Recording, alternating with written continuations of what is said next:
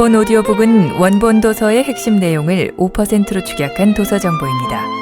와미디어와 북코스모스에서 제공하는 저작물로서 저작권법의 보호를 받습니다. 정식 인가 없이 무단 전제, 무단 복제 및 전송이 금지됨을 알려드립니다. 두 도시 이야기. 저자 찰스 디킨스. 섹스피어와 더불어 영국이 낳은 가장 위대한 소설가로 평가되는 디킨스는 소박한 평민이나 일반 교양인들, 빈민이나 여왕을 비롯하여 누구에게나 호소력을 가져 생전에 폭넓은 인기를 누린 작가였다. 디킨스의 명성이 높아진 것은 몸소 체험으로 알게 된 사회 밑바닥의 생활상과 그들의 애환을 성실한 산문으로 생생하게 묘사함과 동시에 세상의 부정과 모순을 용감하게 지적하면서도 유머를 섞어 비판한 점에 있었다. 디킨스는 1812년 영국 남부의 항구 도시 포츠머드 교회에서 출생했다. 어린 시절 해군 격리부의 서기였던 아버지가 빚 때문에 투옥되자 12세 때는 생계를 위해 구두약 공장의 직공으로 일하게 되었다. 당시 영국은 산업혁명의 진전으로 자본주의 발흥기에 접어들고 있었는데 산업화의 이면에는 혹독한 빈곤과 비인도적인 노동 등 어두운 면이 많았다. 디킨스는 어린 시절부터 이러한 사회의 모순과 부정을 뼈저리게 체험했고 이러한 체험은 훗날 소설가로 성장하는 데 중요한 밑거름이 되어 그의 작품에 큰 영향을 미쳤다. 작품으로는 올리버 트위스트, 데이비드 코퍼필드, 크리스마스 캐럴, 위대한 유산 외 다수가 있다. 1870년 58세 뇌일혈로 세상을 떠났다.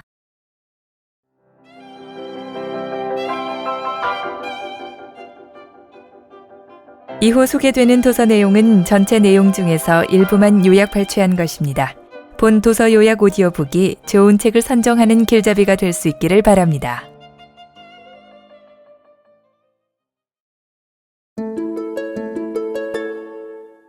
소생. 밤그림자. 1775년 11월 하순경에 어느 금요일 밤, 역마차 한 대가 도버를 향해 달리고 있었다. 축축하고 몹시 차가운 안개가 자욱히 내리는 국도에서 마부는 말을 사정없이 채찍질했다.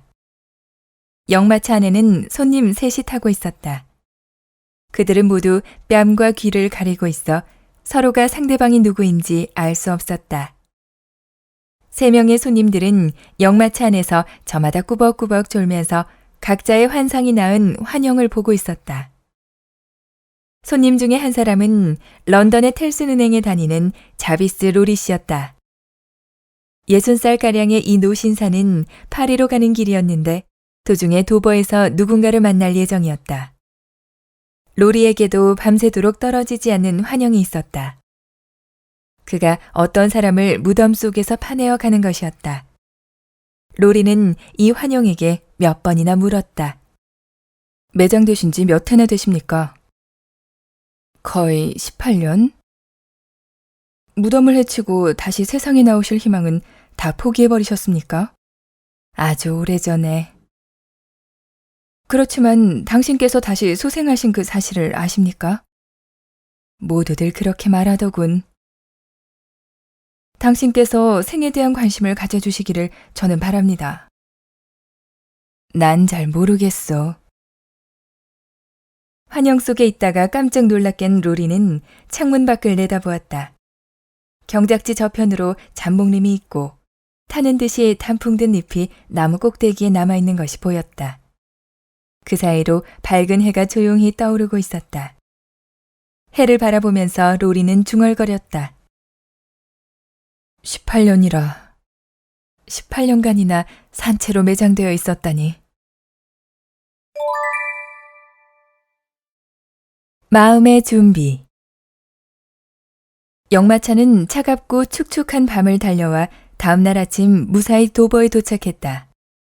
역마차에는 손님이 한 사람밖에 남아있지 않았다. 다른 2사람은 각자의 목적지로 가기 위해 도중에 내렸던 것이다. 로열 조지 여관에 짐을 푼 로리는 아침 식사를 가져온 급사에게 말했다. 나중에 젊은 여인이 오시니까 방을 준비해두게. 오후가 지나고 어두워지자 급사가 나타났다. 런던으로부터 도착한 루시 마네트라는 아가씨가 텔슨 은행에서 오신 신사분을 찾는다는 것이었다.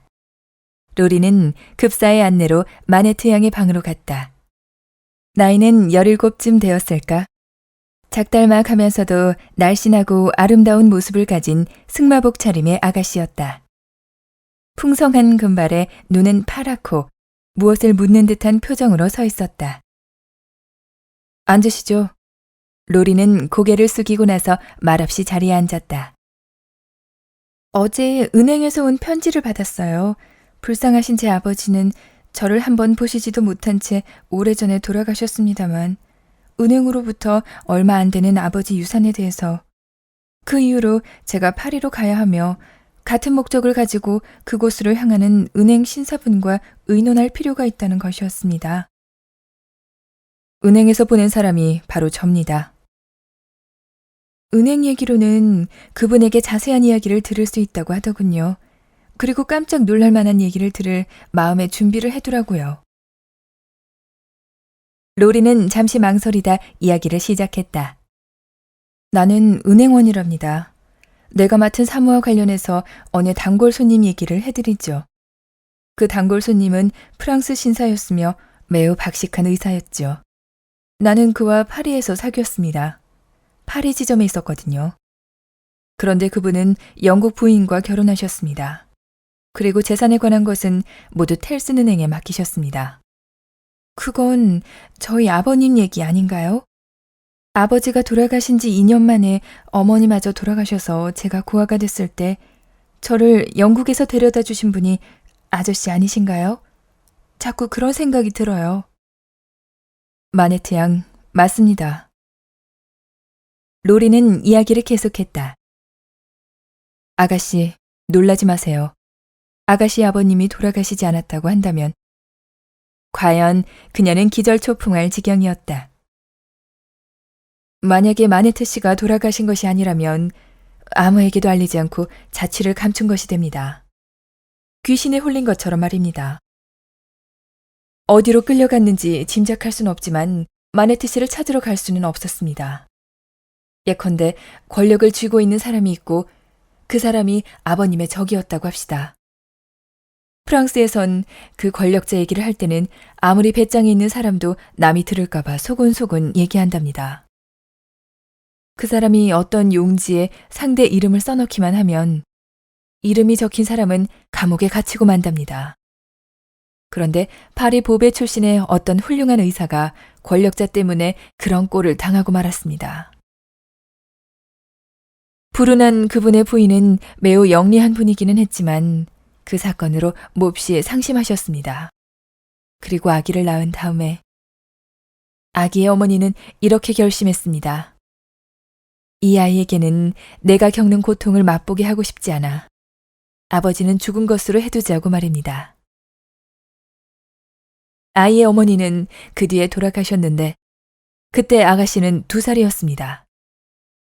마네트 양의 온몸에는 전율이 한바탕 휩쓸고 지나갔다. 아가씨, 이제부터 해야 할 일이 있습니다. 아시다시피 양친께서는 재산이 많지 않았습니다. 그리고 지금 재산이 발견된 것도 아니랍니다. 그러나 아버님이 발견됐습니다. 살아계신 겁니다. 우리는 이제부터 거기로 가려고 합니다. 나는 알아볼 수 없을 만큼 모습이 달라지셨을 그분을 확인하려고, 아가씨는 아버님을 맞이하려고 말입니다. 마네트 씨를 프랑스에서 얼마 동안만이라도 꼭 탈출시켜 드리려 합니다. 이 일은 완전히 극비임무입니다. 로리가 말을 마치자 마네트 양은 몸을 부르르 떨다가 정신을 잃었다. 선술집. 파리 동쪽 바스티유 감옥과 센강 사이에 생탕토안이라고 불리는 빈민가가 있었다. 빈민가의 가게 간판은 모두가 냉혹한 궁핍의 사파와도 같았다. 푸죽한 간판에는 비루 먹은 고기 부스러기가 그려져 있고, 빵집 간판에는 맥주 또는 묵은 포도주를 앞에 놓고 분량이 적다고 투덜대며 서로 귓속말을 하면서 겨눠보는 사람들의 그림이 천박하게 그려져 있었다. 무기, 연장 등을 제외하고는 무엇 하나 풍요로운 상태를 보이는 것이라곤 없는 곳이었다. 생탕투하는 모퉁이에 선술집이 있었다.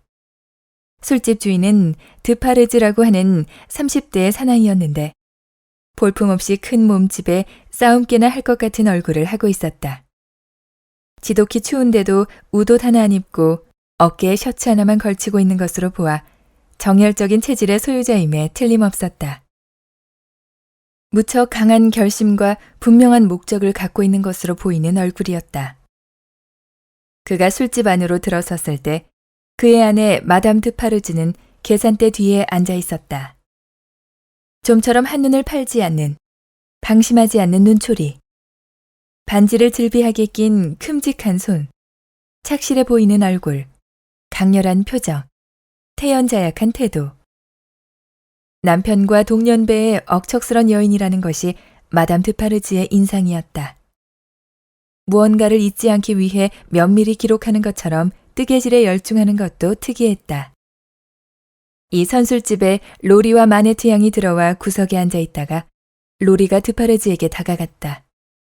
로리의 첫마디에 드파르즈는 깜짝 놀라며 깊은 주의를 기울였다. 그러더니 1분도 채 못 돼 고개를 끄덕이며 함께 밖으로 나갔다. 마네트 양 역시 그들을 따라 나갔다. 드파르즈가 안내한 곳은 가난의 시궁창에서 허덕이는 사람들이 모여 사는 곳이었다. 집이 빽빽이 들어선 지역에 있는 계단이나 통로는 속이 메숙메숙해질 만큼 지저분했다.